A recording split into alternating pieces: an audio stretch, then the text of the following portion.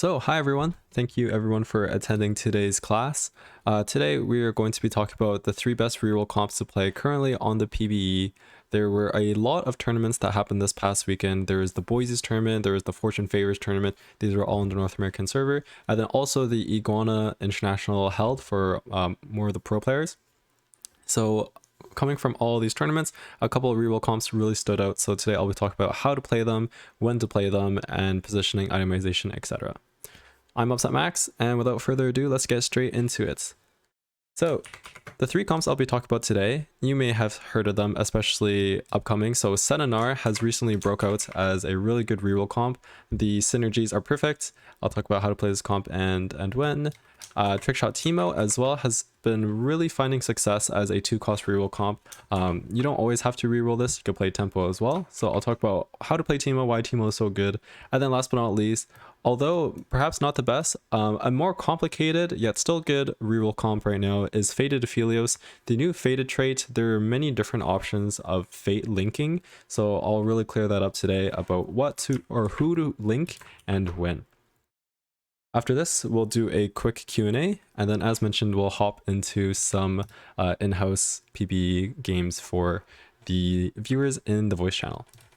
So let's get into it. The 3 best reroll comps to play currently on the PBE. The first one is going to be Senna Gnar reroll. So because these are both 2-cost units, we are going to be rerolling on level 6 to maximize our odds of seeing 2-cost reroll comps.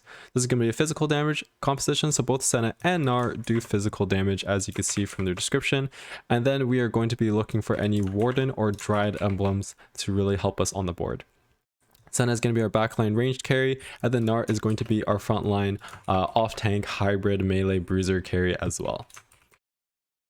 So this is what the board looks like. As I mentioned, you can see from the traits, it looks so beautiful. They line up perfectly, and this comp just meshes very well. As mentioned before, we're going to be re-rolling on level 6 because we're going to have a 40% chance of seeing 2-cost units per shop slot, and we are mostly going to be looking to 3-star our 2-cost units. So Gnar, Aatrox, and Senna, and then if we are able to 3-star our Rek'Sai, Jax, and Caitlyn as well, that is great. However, our main priority are on the 2-costs, especially Gnar, Aatrox, and Senna. So best in slots, Gnar, because if you may have seen on the previous slide, he does have AP scaling, and his AP scaling actually transforms into bonus AD. So Titans is extremely good on Gnar. Not only does it make him a little bit more tanky once the fully Titans stacked, but you'll get an insane amount of attack damage from the Titans. You'll get 50 AD from the Titans, and then additional even more because you get AP from the Titans, but Gnar transforms that extra AP into, or not extra AP, but his AP scaling, when he gets hit or does damage, he gains AD as well. So regardless, we're going to be gaining an insane amount of AD, so Titans, and BT, definitely really good on Gnar. We definitely want healing, hence our BT, and then because Dryad gives us more HP as we kill units, this BT shield will eventually get larger and larger as the game goes. This makes augments such as Gargantuan Resolve insane. That way we are able to stack our Titans Resolve all the way up to 40 stacks, and our Gnar will be unstoppable. Gnar also does extremely well with our Ornn artifacts, so Death's Defiance, very good on Gnar, same with Infinity Force. So that is how we itemize Gnar. Eventually, you'll see on the next slides, once we get more Wardens, or against AoE boards, we can start to frontline our Gnar. But in the early game, especially if we don't have a healing built yet, make sure to second roll your Gnar so he does not get killed right away. Moving on to Senna Abyss. So Senna is going to be our Last Whisper holder. She is going to be our reliable way of providing Sunder. And make sure we are going to be same siding our main 3 units, so our Aatrox, Gnar, and our Senna. That way Senna is able to sunder the target that the Gnar is hitting, and then Aatrox is getting hit first and tanking for the Gnar, allowing him to stack up his Titan stacks and his passive stacks as well. So Last Whisper and then +2, this is going to be pretty ambiguous depending on the tattoo. So as soon as you get an Ink Shadow item, you're going to want to check what Ink Shadow item you receive at 3 Ink Shadow. So if I'll explain more on the next slide, but if that is an ideal tattoo for your backline Senna, you're going to want to leave an open slot because the tattoo will take that slot, and then Red Buff or Rage Blade, Death Blade, Giant Slayer, Runon's Gunblade, and IE are all very good. With the melt developing, there is a lot of backline AoE damage, especially at the level 8, level 9 boards in the form of like Hui, even a Loon. So having healing on your backline is very, very important in certain lobbies. So Gunblade has definitely increased in value of keeping your backline alive. So we'll talk about the tattoos. As I mentioned, once you get 3 out of 3 Ink Shadow activated, you will receive a tattoo. You are able to check what this tattoo is just by having a Ink Shadow unit. You don't have to own it. You can look on other people's boards if they have a early Jax or early Aatrox and check out what your Ink Shadow item is going to be. If it is Bombardment, Fury, or Toxin, these are the backline held tattoo items, which means that you're going to want to only make 2 additional items or 2 items in general for your Senna. That way that the tattoo will be the 3rd item and you'll be able to be completing your item kit for Senna. Don't make the mistake of making 3 backline items and then you'll also have your tattoo and then you'll be kind of in a pickle. So that's the first thing to note. The second thing to note is the frontline tattoo. So Tattoo of Force, Tattoo of Protection, and Tattoo of Vitality. These are the frontline tattoos, and although they can be used on Gnar temporarily, if you just have a 2-item Gnar and you want a 3-item him, especially a Gnar too early, definitely feel free to put your Tattoo of Force, Protection, or Vitality on the Gnar. However, once Gnar gets a better 3rd item, make sure to transfer it to Aatrox, and then same thing as the Senna, make sure that if it is a frontline Ink Shadow item, that you only have 2 frontline items for Aatrox. There's a question here. So any 3 of the support tattoos are ideal items for Senna. They're not necessarily support tattoos, so they are actually still damaging tattoos. The most supportive one is technically Tattoos of Toxin, which provides wounds, so that way you don't have to build healing reduction. But these are still considered damage items. But yes, all 3 are good to be placed on Senna. Okay. So that is how to check out what tattoo is linked for your board specifically, and then how to play around that. This is what the final board is going to look like. So after we have hit our board on level 6, we are going to be applying and adding extra wardens. So here on our level 8 board, we have added Set and added Nautilus. Of course, we won't always hit Set on level 8, so this can just be an Alawi for now. But because Gnar is going to be technically the main star of the show, Senna is just the backup, you're definitely going to want to add extra wardens so then Gnar is able to stay alive longer.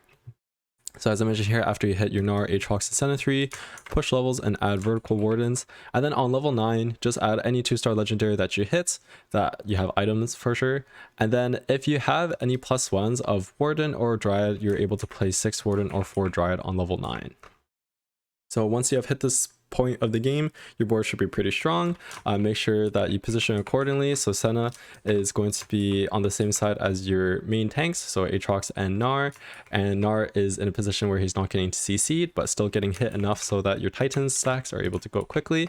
It's pretty case-by-case scenario, but once we have 4 Warden in, 3-star Gnar with a BT, as long as we are not against crazy single target damage, such as Azir, then we are okay to frontline the Gnar.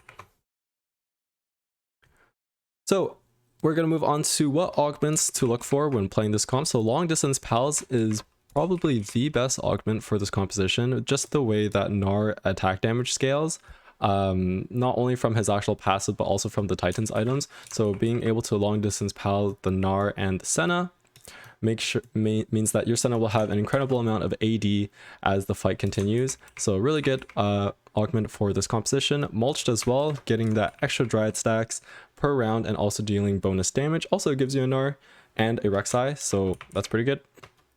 Full sleeve is the Ink Shadow item. Jewel Lotus 3 is always very good. Harnesses Vampirism, because we have a melee carry here in this composition. Extra healing is always good. Pioneer Airdrop is okay. I think it's pretty good in almost all comps. In this comp, it's still fine as well. I would just do Titans BT as the main 2 on Gnar, and then Senna will be Last Whisper +1. Trash to Treasure is actually really good. Having a Dust Defiance and then having a Triforce or even like a second one of those on the Gnar. And then there's a lot of backline items that Senna can use as well, like Sniper's Focus. The one thing to note in Trash to Treasure is you want to make sure that you keep your Last Whisper and your healing reduction. Doesn't have to be red buff. It could be a Sunfire on a frontline unit. However, Sunder and healing reduction need to be kept because there are no Ornn or in artifacts anymore that provide these, since the obsidian cleaver is gone. So that's one thing to note. Don't turn all your trash into treasure. Make sure you keep your last whisper and your healing reduction. I mentioned that Warden or Dried Crest or Crown are really good. Not only does it let you really cap out on level 9, for example this board, we have a Dried +1 and we're able to play an Azir. If you don't have an Azir, then you can just play Kindred until you hit an Azir, but this board is extremely good. So not only does it help you on level 9, but it will just help you tempo earlier, especially on level 7. Stars are Born, we have a lot of 1 cost, a lot of 2 cost carries, so obviously that is very good. And then last but not least, any econ augment to really help us boost our boards. So like a trade sector, raining gold is one of the new augments that gives us flat amount of gold and then 1 gold per round. So these are both very, very good as well. Okay, moving on to our next reroll compositions. So Trickshot Teemo is going to be our next one. He is a Fortune and a Trickshot. Fortune is the econ / like high risk, high reward trait for this set. And then Trickshot is going to be the previous set's sharpshooter. So basically once the Trickshots cast, their abilities will ricochet. And then depending if you have the 2 or the 4 breakpoints, you'll have more ricochets and percentage higher damage. So Teemo, because he is a 2 cost, it's going to be kind of similar to our Gnar Senna reroll carry. So it's going to be a level 6 reroll, and instead of physical damage, we are now a magic damage composition. So we're no longer looking for items such as Last Whisper, we'll be looking for items such as Shiv, and I'll explain why Shiv is better than Spark. And then last but not least, any spot where you have a 2/1 Fortune opener, this is very easily pivotable since Teemo is a Fortune unit. Remember that Teemo has 30 mana, so blue buff is going to be a mandatory item on Teemo. If you don't have blue buff, then Shojin is okay, and I've even seen Adaptive Helm do quite well, but definitely blue buff is better than the other 2. And then he applies a dot at the nearest non-poison enemy, and that damages them over 8 seconds. One thing to note is, unlike previous sets, Teemo does not have built-in wounds, so Morellonomicon is an applicable item on him. So this is what the board will look like. Let's focus on the top one real quick. So level 6, this is going to be the level that we will be rerolling. This is quite a stable board to be playing around as we reroll for our Teemo. In this composition, I think if you're extremely rich, you could go for Tahm Kench and Bard, or if you have some sort of like reroll augments. But most of the time you will only be 3-starring your Teemo and then pumping levels to go level 9. So Teemo is going to be the only one you're rerolling for, and this is, as mentioned, going to be level 6, so then you have a 40% chance of seeing 2 cost units. We're going to be playing around the Story River build, and Kale is going to be giving us AP, because Teemo, he doesn't need that much attack speed, it's 2 autos to cast anyway, and his ability, because he throws his, I don't know, are they mushrooms? They are mushrooms. Or dumplings, they're dumplings in this case. He throws his dumplings to the nearest non-poison enemy, so after he hits the front line, he's going to actually target the back line, especially with Trickshot as well. So Kale applying just MR Shred to the front line is still very good. However, most of the time Teemo will be hitting the back line, hence why Shiv is better than Spark. And once you get 4 Trickshot online, the backline will be getting hit almost right away, and Shiv procs will be able to reach them, but Spark procs will not be able to. Best in slot Teemo, as I mentioned on the slide before, blue buff 30 goes down to 20 mana and then 2 auto cast. Gunblade is extremely good on Teemo because of his dot. The Gunblade is very good with dot, or dot is damage over time. Basically, it will heal your allies every second that the dot is applying. So every time that someone gets hit with his ability, they'll start to take damage for 8 seconds, and that will heal your team, which keeps your team alive as the enemy is taking damage over time. So that's very good. And then your very last item has to be a Rabadon's or a Morellonomicon. So I would definitely keep blue buff and Gunblade as my 2 priorities, and then the last one, either Rabadon's for your ability power and your 20% bonus damage, or Morello. It gives you ability power as well, and then basically provides wounds or healing reduction to the entire enemy team. I mentioned this is going to be the ability power support choice from Kale, and then Shiv over Spark. So once you have hit your Teemo on level 6, you could start pumping levels, going level 8, and then a very strong front line, the 4 Bruiser build with our Story Weaver from our Galio, Riven, and our Sivir. And then Sivir is Trickshot, and then we can add additional trick shots to get 4 Trickshots online, and then 4 Bruiser, 4 Trickshots. We have a tanky front line that we're healing. We have 4 Trickshots that hitting the entire board, and it's very good. So this is what the boards look like. Moving on to the augments now. So Lucky Ricochet is going to be the best augment in this composition. Basically, it allows your trick shots to bounce one extra time. So with four trick shots in, your abilities will be bouncing 3 times, or I guess ricocheting 3 times, and you're going to be hitting basically the entire board right away, and the entire enemy board will be taking damage over time from your Teemo, and the Gunblade will just be healing your team like crazy. So very good augment here. Magic Wand, we are needing a lot of rods for Teemo. We need 3 here. And then also from Trickshot and Bruiser, we're not getting any AP. We're getting a little bit of AP from Kale. So Magic Wand really helps here. It gives us the full board-wide ability power and one of our rods that we need. Jewel Lotus 3 is very good. Any sort of healing like Harmless Vampirism. Same thing as I just mentioned from the Magic Wand and this comp not getting a lot of AP. Learning to spell Teemo is very good, so then we can start gaining our ability power stacks early and eventually just scale, and eventually you should one-shot everything. So learning spell is very good. Combat Caster, because we're casting once every 2 auto attacks, so this is very frequent. Also, Silas is going to be one of our like secondary carries in this composition, and he casts very often as well. So Combat Caster is just very good, and then just keeps your whole board alive. Any econ augment to help you reroll, so Trade Sector, Raining Gold. Shock Treatment is pretty good early, allows you to streak, it gives you a full static Shiv, and the Shiv does a bit more damage as well. And then Stars Are Born, we're rerolling a 2 cost, so getting an instant 3 copies of a 2 cost is pretty good. And then Baboom. I don't think I've taken this augment before, but it works very well in this comp because Teemo casts so frequently. So on his second cast, he will deal, I think it's 75% more bonus damage for a couple seconds. And considering the entire enemy board is getting hit by the mushrooms during that couple seconds after the second cast, which will happen like 2-3 seconds in, he's going to be dealing a lot of damage and healing your team a lot. So Baboom is definitely very good in this comp. Oh, I see a comment here about the Ink Shadow. I will get to that at the very end. So that is the Teemo augments. This composition is really good right now. The problem with this is that it's going to be very highly contested, and as I mentioned at the start of the video, you don't have to reroll Teemo. You can play Teemo 2 as tempo, and then you can actually go fast 9 pretty easily just because of how stable this unit is. So unless it gets nerfed on live, I would, well actually, if it gets nerfed on live, then I'd probably resort to just rerolling Teemo. But right now, if you are contested and you are playing Teemo 2, then you don't have to reroll. You can just push levels and tempo your way to fast 9 because the board is very stable. Okay, and then our last reroll composition for today is going to be Faded Aphelios reroll. Unlike the previous 2, this is going to be a 3 cost, so we are no longer rolling on level 6, we are rolling on level 7.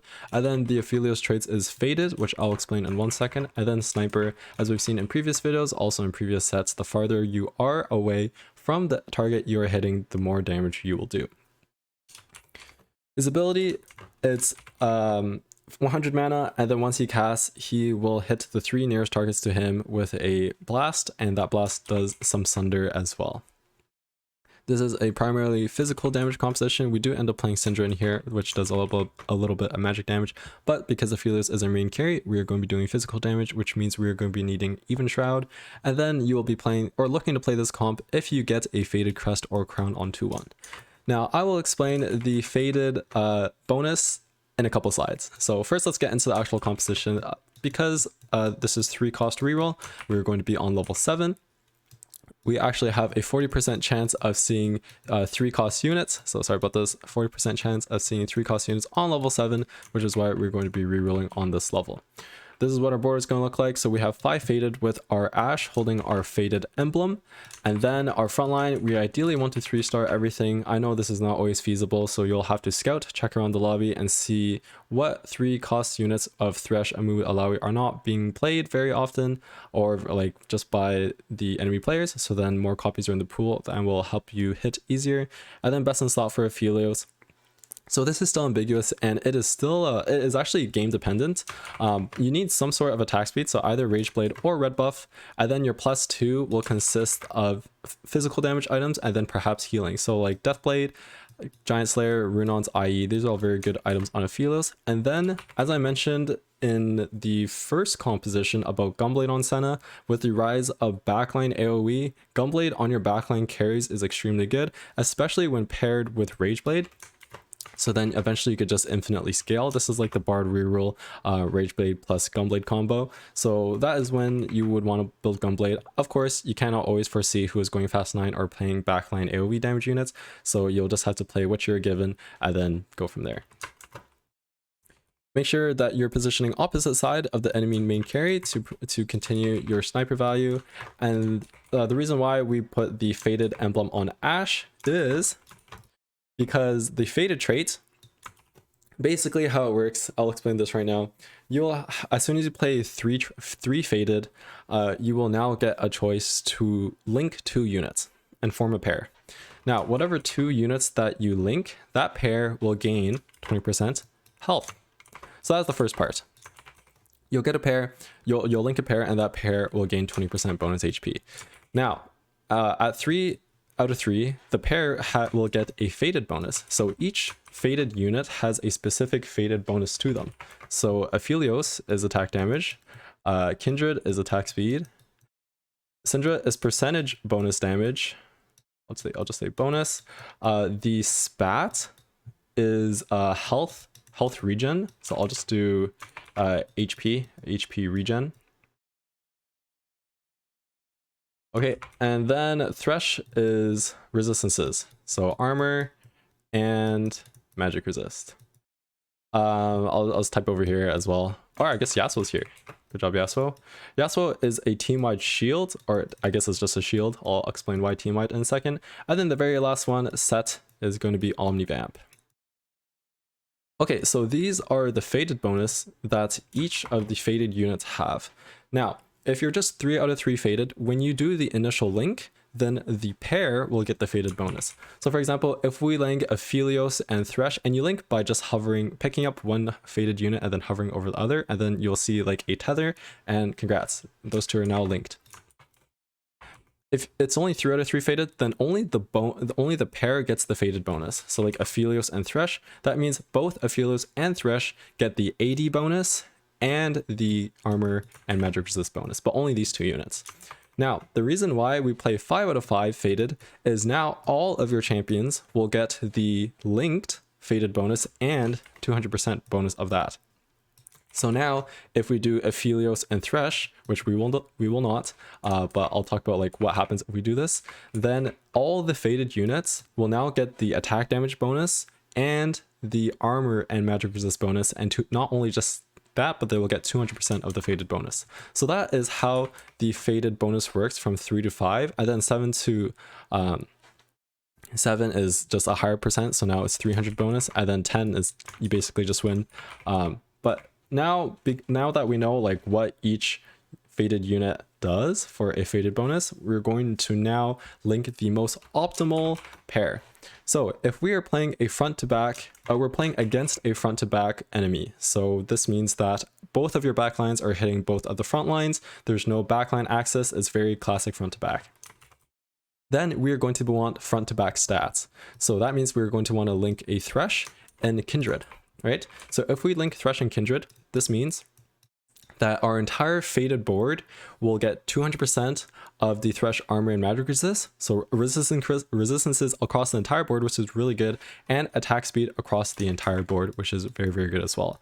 The reason why we are not going to be doing Aphelios is because Kindred and Syndra, they don't really care about attack damage. However, the entire board cares about armor and magic resist, and the entire board cares about attack speed. And also by making Ashe a faded, she now receives this bonus as well. So she will receive the attack speed bonus and the resistance bonus. So that is why we put the emblem on Ashe, but we don't link Ashe with someone else because the actual thing is just HP regen and it's not that good. So that's the first classic scenario, is if we're playing front to back, then we just want front to back stats, which is going to be armor, magic resist, and attack speed. Now, if we're playing against boards that has a lot of backline AoE damage, so think now we are playing against a mythic board, right? Lilia does a lot of backline AoE damage, and Hui does a lot of backline AoE damage. Now, our backline wants to stay alive. So we are going to be linking Set and Thresh. So then our faded units, Aphelios, Kindred, Syndra, Ashe, they now have, I think it's 30% Omnivamp, because Set originally gives only 15. So now Set will give 30 to everyone, because 200%. As long as we're 5 faded, if we're 7 faded, now it's 300%. So now this will give Omnivamp to all of our backline carries to help them stay alive. And then Thresh will give armor and magic resist to everyone as well, because against an AoE board that does not have a lot of single target damage, as long as our backline stays alive and our backline has damage, we will most likely win, as long as just the backline doesn't die. So that is how the faded links will really work, depending on what enemies you're facing. Of course, you will have a pool of enemies, so you cannot 100% guarantee who you're playing next. However, if you just look and everyone is playing front to back, right? Then you want to make sure that you have front to back stats, make sure that your front line is tanky with armor and magic resist, and your backline has the damage to kill the enemy front line with attack speed.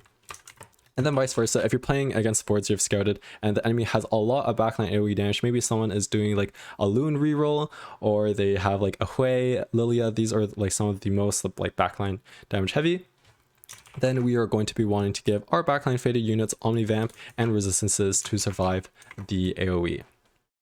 So that is how it works. And then the final bottom board here is basically just the top board, however, level 9, where we add in 2 more faded units. So then we get access to Set for the Omnivamp if we're playing against backline AoE, which is very often in the late game. And then also 7 out of 7 faded. So now instead of 200% of the faded bonus, everybody gets 300% of the faded bonus, which is very, very good. Okay, and that is it. So just kidding, we have augments to go over. So faded crest and crown are extremely good. If you do not have faded crest or crown, it makes this level 7 board really awkward, and then you also don't get the faded bonus on the Ashe, which is actually pretty good, because linking Kindred is a lot of attack speed and Thresh is a lot of armor and magic resist. So I would only play this composition ideally if you have a faded crest or crown. My heart will go on is the faded trait augment, is once one of the pair dies, the surviving pair, their bonus gets amplified. Dual Lotus 3 is always very good. Harmesis, Vampirism, extra healing, because we are still rerolling any trade sector or reigning gold, is very good. And then you have my sword or bow is very good as well, since we are going to be, we're duoing our snipers here, so we're going to need a lot of swords and we are going to need a lot of bows. And then physical attack damage is very good, and then attack speed is very good as well. So this is the faded Aphelios reroll, and that is all. So I'll do a quick summary and then we'll end the recording here and then go for any questions. Today we talked about 3 different comps. We talked about the Senna Gnar level 6 reroll comp. We talked about the Trickshot Teemo level 6 reroll comp and then into Fast 9, or you just tempo off of Teemo 2 into Fast 9. And then we talked about the faded Aphelios reroll composition and who to link and win. Just remember the biggest things for Aphelios, of course this only comes into play once you have a set, is in classic battles, make sure that you have Thresh and Kindred, so your frontline stays alive and you have backline damage. But then against enemies with a lot of access to your backline, even against like a Yone, make sure that you link the Set and the Thresh to help your backline stay alive. So that's all. If you're watching this on YouTube, then thank you very much for watching, and then that's it.